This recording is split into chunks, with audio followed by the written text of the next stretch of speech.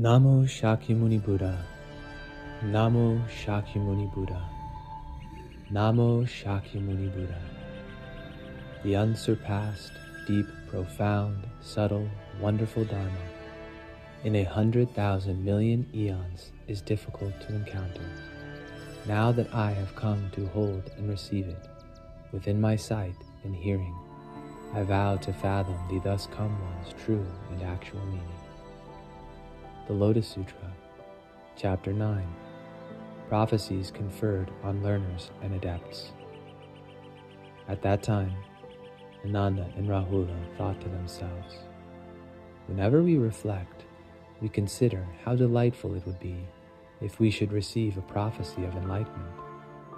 Immediately they rose from their seats, advanced to a position in front of the Buddha, touched their heads to the ground, and bowed to the Buddha's feet. Together they spoke to the Buddha, saying, "World-honored one, we too should have a share of this. We have put all our trust in the thus come one, and we are well known to the heavenly and human beings and asuras of all the world. Ananda constantly attends to the Buddha and guards and upholds the Dharma storehouse, and Rahula is the Buddha's son.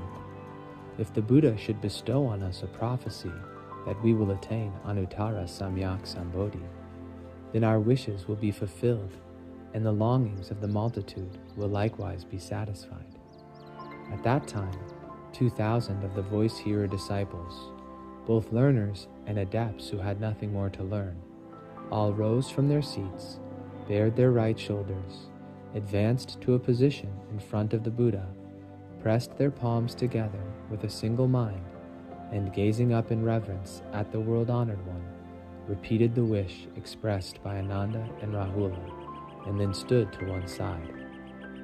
At that time, the Buddha said to Ananda, "In a future existence, you will become a Buddha with the name Mountain Sea, Wisdom, Unrestricted Power King, thus come one, worthy of offerings, of right and universal knowledge, perfect clarity and conduct, well gone, understanding the world, unexcelled worthy and trainer of people, teacher of heavenly and human beings, Buddha, world-honored one. You will offer alms to 62 million Buddhas, and will guard and uphold their Dharma storehouses. And after that, you will attain Anuttara Samyak Sambodhi. You will teach and convert bodhisattvas as numerous as 20,000, 10,000 million Ganges sands, and will cause them to attain Anuttara Samyak Sambodhi. Your land will be named Ever-Standing Victory Banner. Its soil will be clean and pure, and made of lapis lazuli. The kalpa will be named Wonderful Sound, filling everywhere. The lifespan of that Buddha will be immeasurable, thousands, 10,000s, millions of asamkhayas of kalpas. Though men should calculate and reckon for thousands, 10,000s, millions of immeasurable asamkhayas of kalpas, they could never ascertain the full number. The correct law will endure in the world for twice the lifespan of the Buddha, and the counterfeit law will endure in the world for twice the time of the correct law. Ananda, this mountain sea wisdom, unrestricted power King Buddha, will be praised alike by thus come ones of the 10 directions, who are equal in number to immeasurable thousands, 10,000s, millions of Ganges sands, and they will extol his blessings. At that time, the world-honored one, wishing to state his meaning once more, spoke in verse form, saying, I now say to the monks that Ananda, upholder of the law, will give alms to the Buddhas, and after will achieve correct enlightenment. His name will be Mountain Sea Wisdom, Unrestricted Power King Buddha. His land will be clean and pure, named Ever-Standing Victory Banner. He will teach and convert bodhisattvas in numbers like Ganges sands. This Buddha will possess great dignity and virtue. His renown will fill the 10 directions. His lifespan will be immeasurable, because he takes pity on living beings. His correct law will endure for twice his lifespan. his counterfeit law twice that again. As numerous as Ganges sands will be the countless living beings who in the midst of the Buddha's law will plant causes and conditions leading to the Buddha way. At that time, in the assembly, 8,000 bodhisattvas who had newly conceived the determination to attain enlightenment all thought to themselves, "We have never heard of even a great bodhisattva receiving a prophecy such as this. For what reason should these voice hearers receive such a prediction?" At that time, the world-honored one, knowing the thought that was in the mind of these bodhisattvas, said to them, "Good men, when Ananda and I were at the place of Void King Buddha, we both at the same time conceived the determination to attain Anuttara Samyak Sambodhi. Ananda constantly delighted in wide knowledge of the law. I constantly put forth diligent effort. Therefore, I have already succeeded in attaining Anuttara Samyak Sambodhi, while Ananda guards and upholds my law, and he will likewise guard the Dharma storehouses of the Buddhas of future existences, and will teach, convert, and bring success to the multitude of bodhisattvas." Such was his original vow, and therefore he has received this prophecy.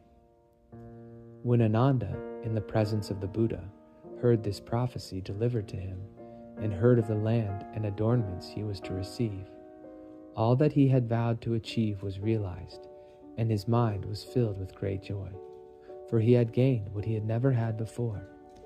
Immediately, he recalled to mind the Dharma storehouses of immeasurable thousands, 10,000s, millions of Buddhas of the past. He could fully comprehend them without hindrance, as though he had just now heard them. He also recalled his original vow. At that time, Ananda spoke in verse form, saying, "The world-honored one, very rarely met with, has caused me to recall the past, the law of immeasurable Buddhas, as though I had heard it today. Now I have no more doubts, but dwell securely in the Buddha way. As an expedient means, I act as attendant, guarding and upholding the law of the Buddhas."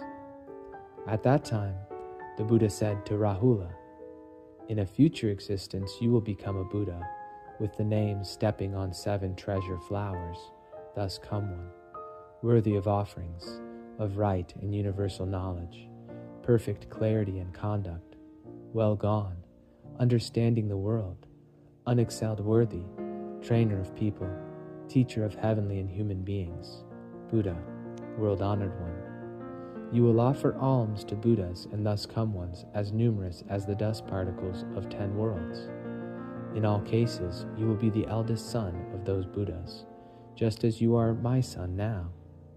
The adornments of the land of stepping on 7 treasure flowers Buddha, the number of kalpas in his lifespan, the disciples he converts, his correct law and counterfeit law will not differ from those of the thus come one, mountain sea wisdom unrestricted power king.